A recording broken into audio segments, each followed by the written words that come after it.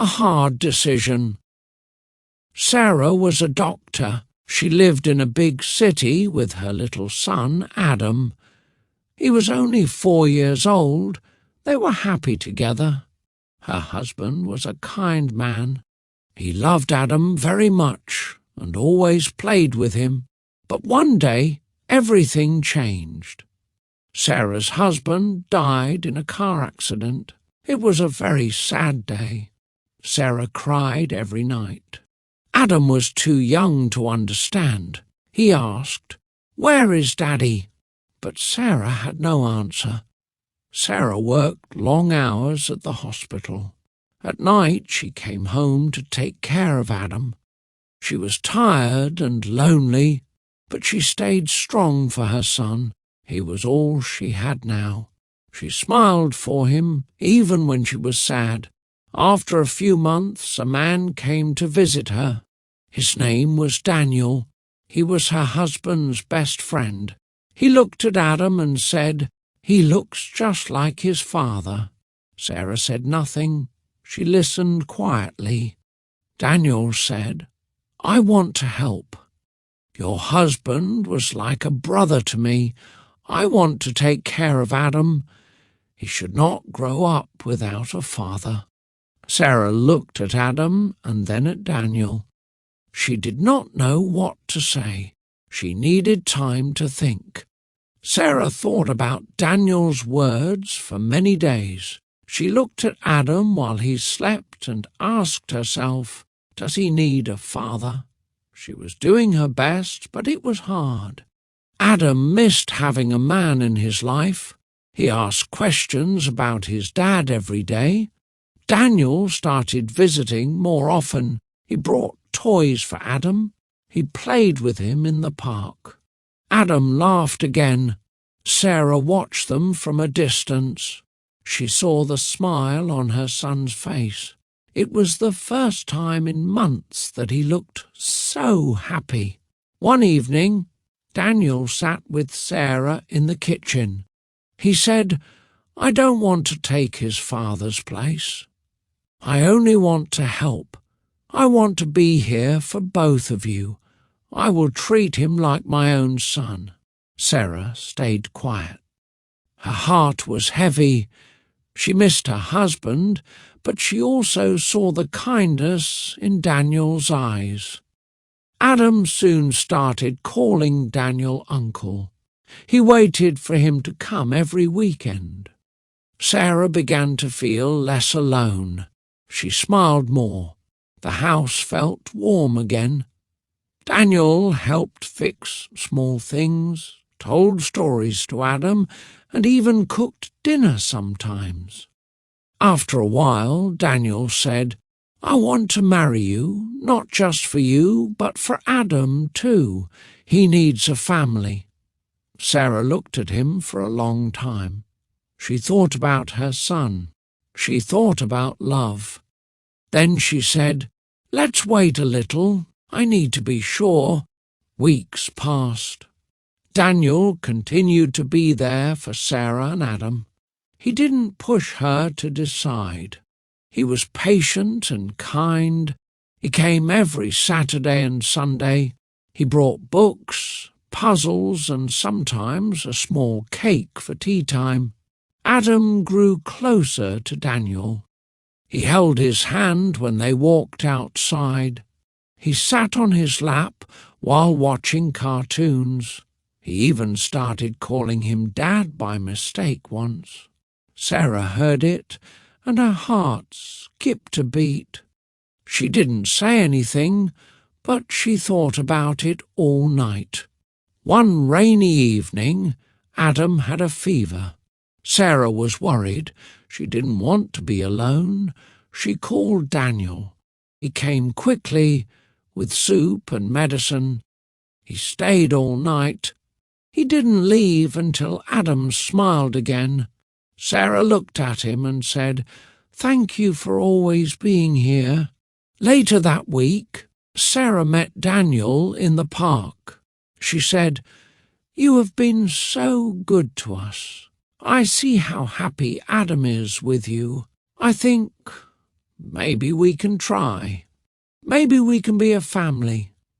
Daniel's eyes filled with tears. He didn't speak.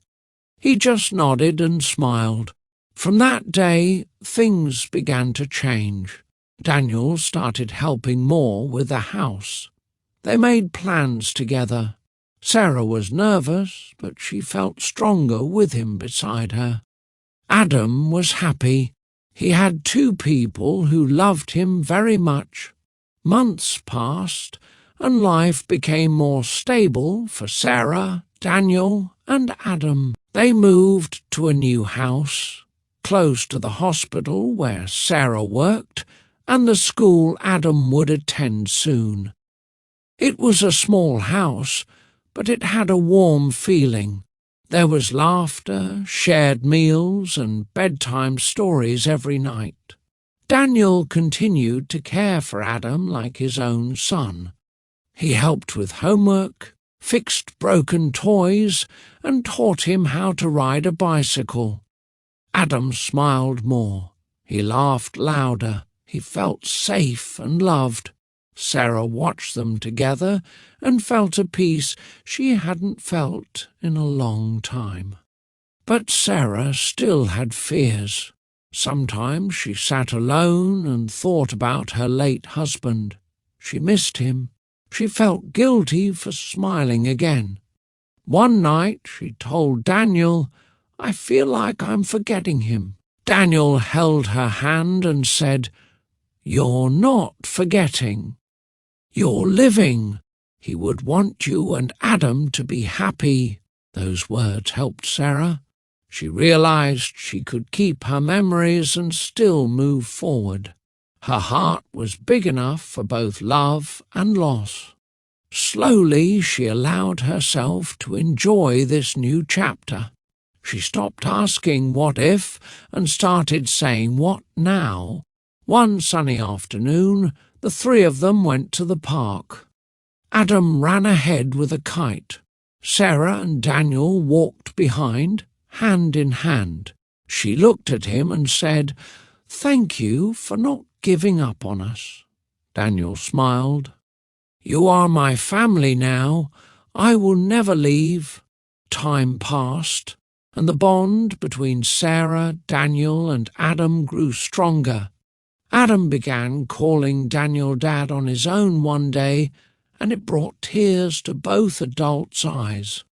Sarah was surprised, but Daniel gently smiled and hugged Adam. "I'm proud to be your dad," he said.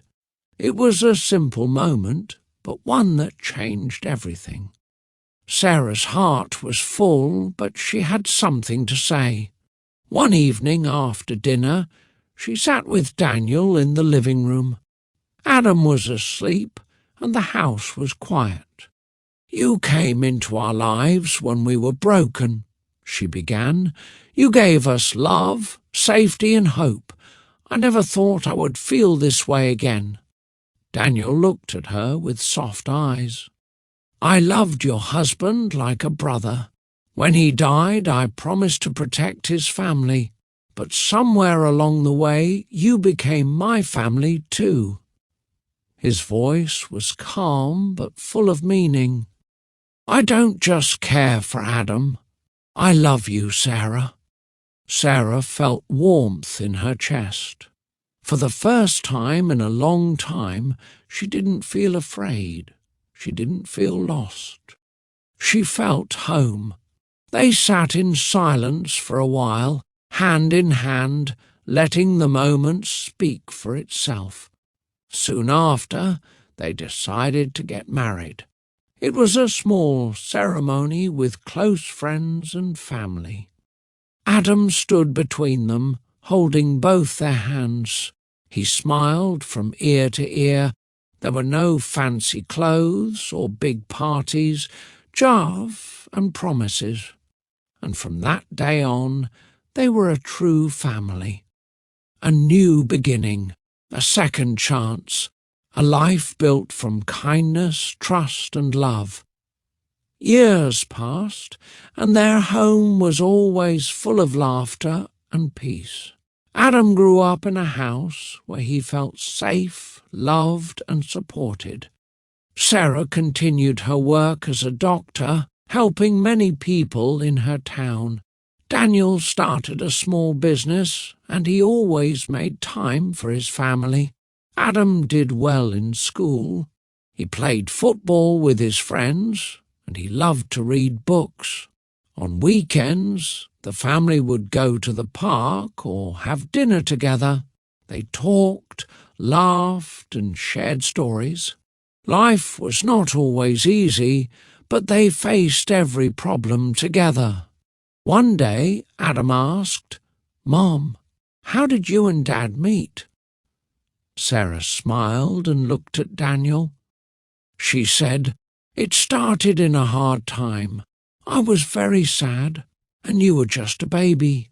Then your real dad's best friend came to help. He stayed, and he became the father you love today." Adam looked at Daniel and hugged him. "Thank you for being my dad," he said.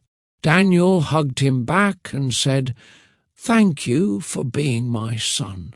The story of Sarah, Daniel, and Adam was not perfect, but it was real. It was full of care, second chances, and love that grew slowly, like a flower after the rain. And so their story reminds us, family is not always about blood. Sometimes it's about hearts choosing each other,